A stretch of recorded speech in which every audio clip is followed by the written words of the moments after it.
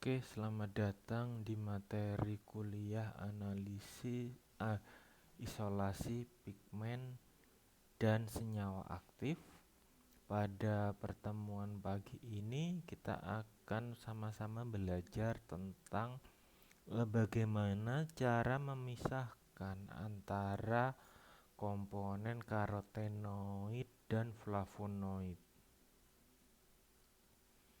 Oke, nah jadi berdasarkan struktur kimia untuk flavonoid itu terdiri untuk flavonoid contohnya antosianin.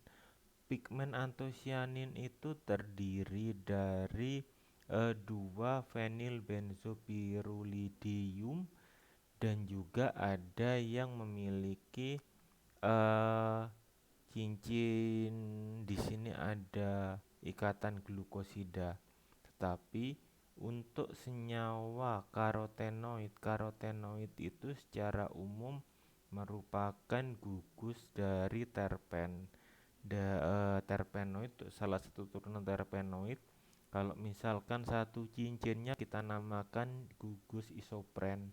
Nah, untuk karotenoid sendiri merupakan salah satu contoh senyawa dari golongan tetraterpen. Ketika kita melihat gugus dari senyawa tersebut, maka kita bisa mengidentifikasi flavonoid tersebut dan karotenoid itu bersifat bagaimana. Untuk yang flavonoid contohnya antosianin ini merupakan gugus yang bersifat polar. Dia cenderungnya terekstraksi pada senyawa yang bersifat polar. Lain lagi kalau misalkan untuk karotenoid.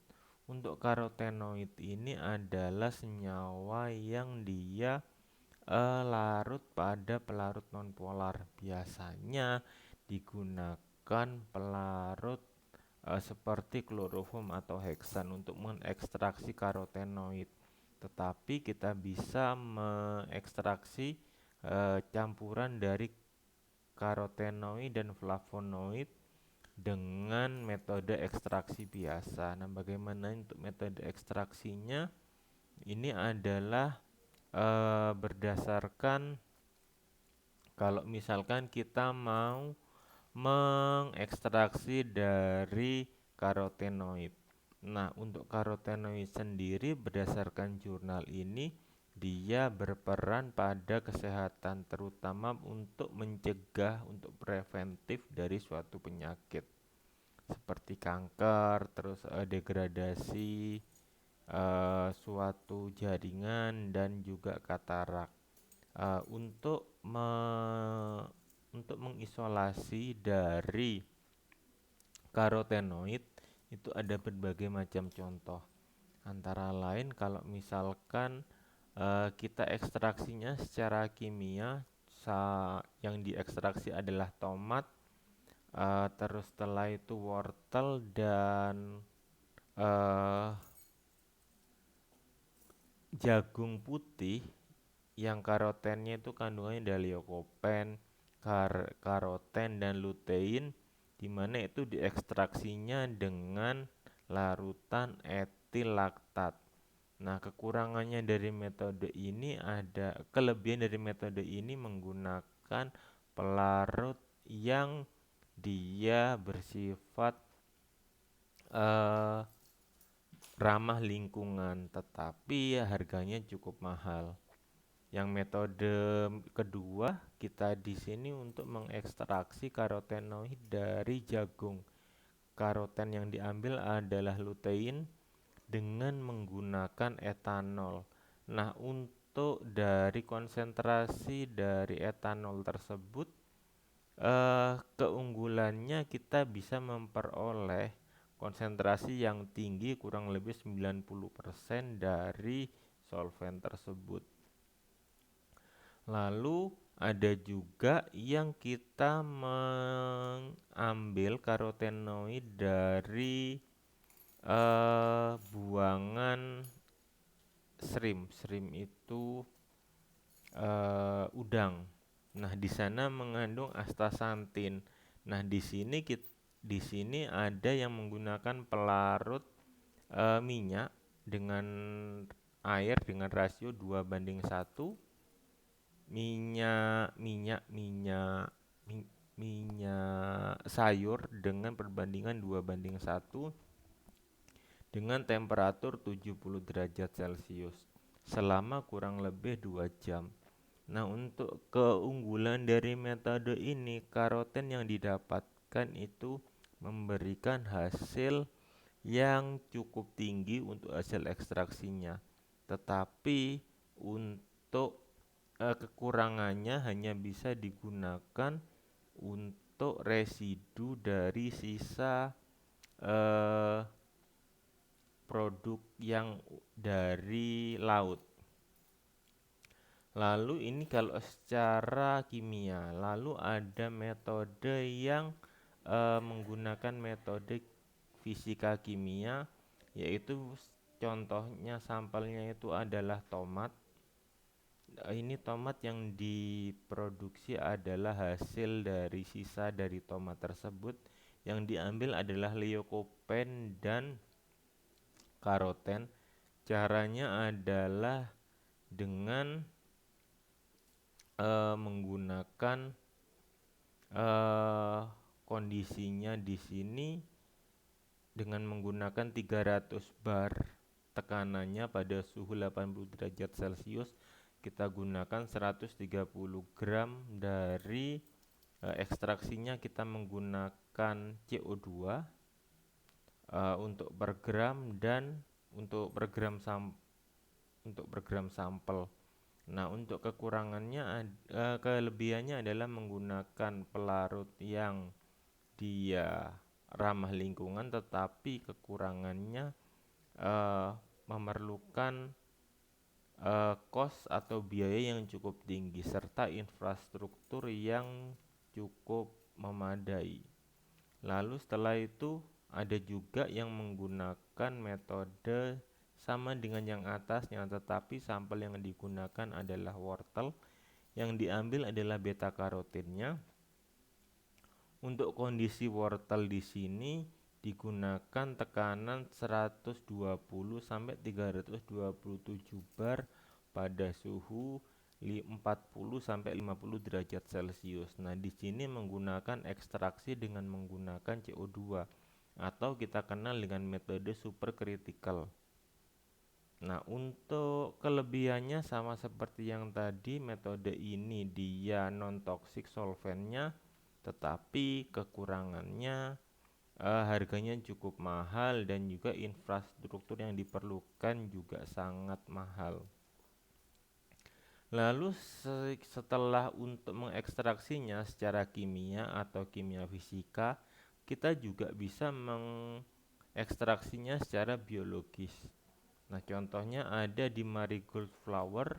Ini kita untuk mengambil lutein. Caranya adalah dengan menggunakan enzim pektinase, selulose, dan hemiselulosae. Nah, dari sini didapatkan hasil dari recovery-nya itu adalah pendapatan kembalinya adalah 97%. Tetapi karena ini menggunakan kekurangannya adalah menggunakan heksan untuk ekstraksinya. Lalu sama juga dari marigold, bunga marigold ini yang diambil lutein menggunakan enzim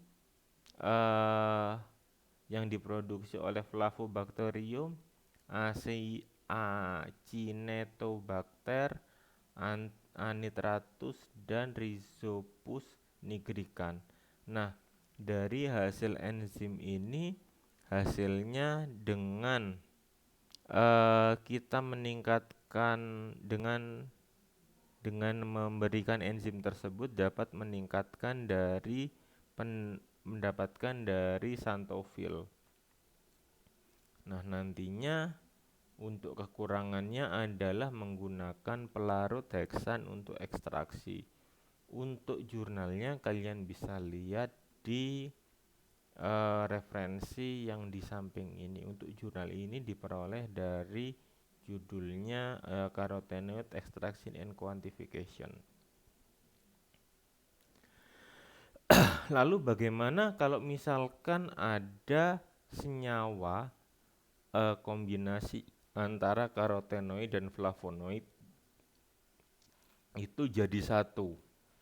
Nah, saya ambil proses pemisahannya, ekstraksinya berdasarkan jurnal yang ini, yaitu Composition of Carotenoid and Flavonoid in Narcissus cultivars dan hubungannya dengan warna dari bunga. Nah, untuk bunga narsikus itu banyak digunakan untuk bunga potong. Untuk dari tanaman tersebut itu mengandung 10 karotenoid dan 18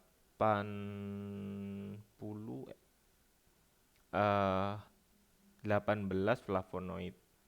Nah, dari komponen tersebut kita bisa memisahkan kurang lebih 5 yang nanti kita ukur dengan metode HPLC MSMS dan UPLC Kitov MSMS. Nah, dari metode ini kita bisa melihat adanya komponen transvaliosantin karotenoid pada pigmen yang dia berpengaruh pada warnanya. Nah, tapi kita tidak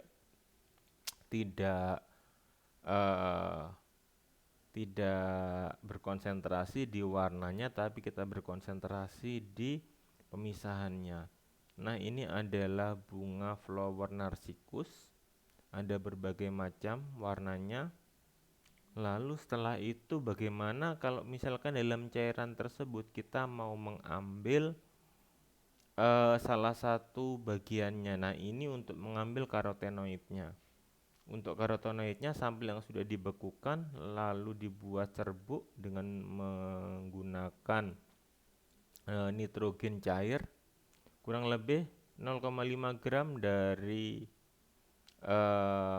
powder tersebut diekstraksi dengan cairan yang mampu mengekstraksi karotenoid, yaitu campuran antara heksan, aseton dan etanol dengan perbandingan 50 banding 25 dan cairan tersebut diisi 0,01% BHT.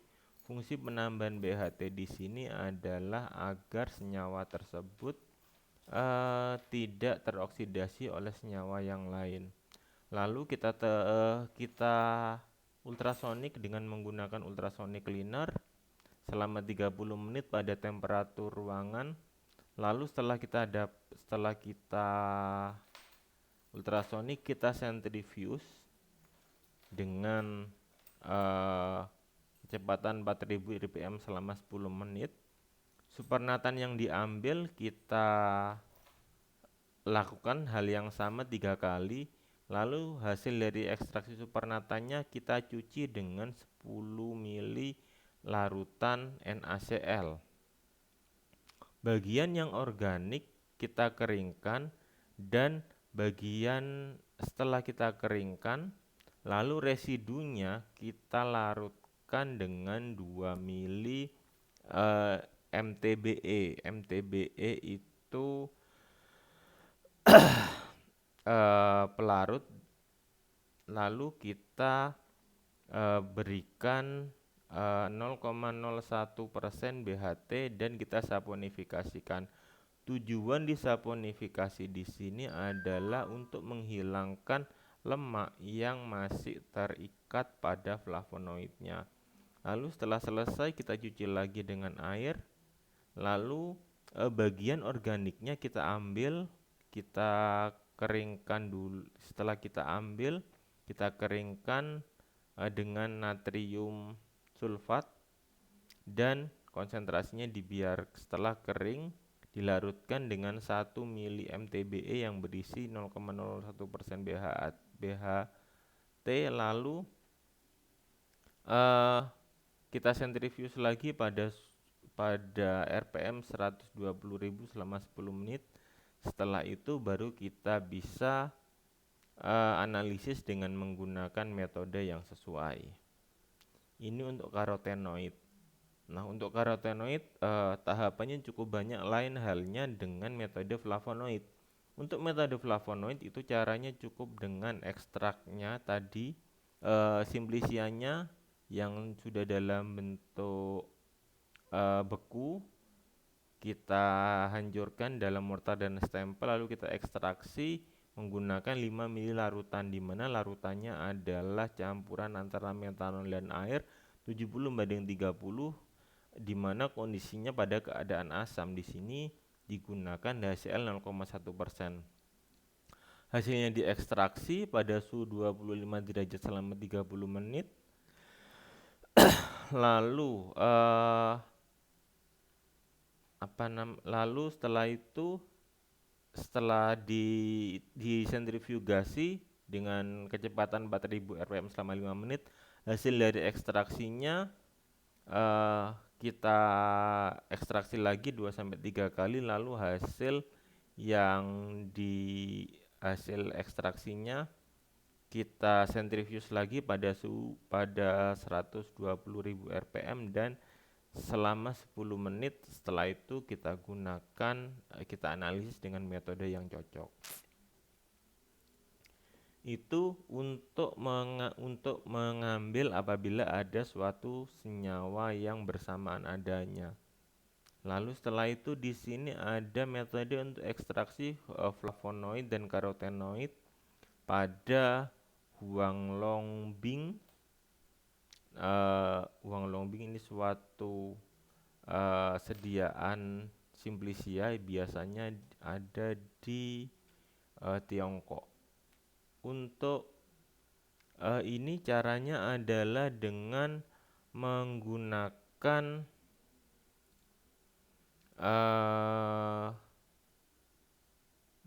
jeruknya kita gunakan ekstraksi dengan menggunakan Surfsir Force Extractor dan Rimmer Extractor. Nanti hasil dari jus tersebut akan mendapatkan hasil dari flavonoid glikosidanya cukup tinggi, dan juga bisa diperoleh kandungan glukosida, flavonoid, glukosida, dan karotenoid. Oke, terima kasih. Apabila ada pertanyaan, mari kita berdiskusi di Microsoft Teams. Terima kasih.